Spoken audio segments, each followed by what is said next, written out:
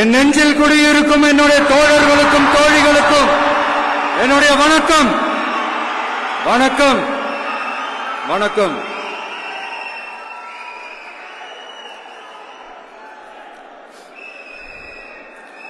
கதறல் சத்தம் எப்படி இருக்கு?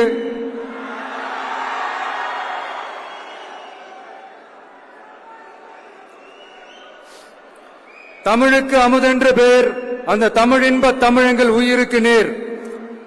இன்னைக்கு தமிழ்நாடு இருக்கிற சூழல்ல நாம் ஒரு புதிய வரலாற்றை படைப்பதற்கு தயாராக வேண்டிய அவசியத்தை நீங்க எல்லாருமே நல்லா புரிஞ்சு வச்சிட்டு இருப்பீங்கன்னு நான் நம்புறேன்.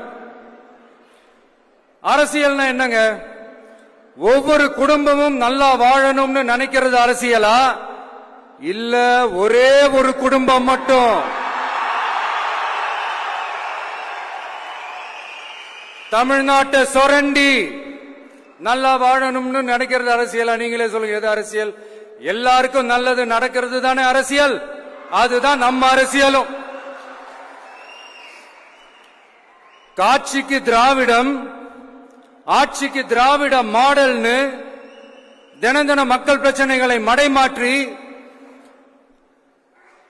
மக்கள் விரோத ஆட்சியை மன்னராட்சி போன்று நடத்துற இவங்க நமக்கு எதிராக இவங்க பண்ற செயல்கள் ஒன்னா ரெண்டாங்க. மாநாட்டில் ஆரம்பிச்சதுங்க.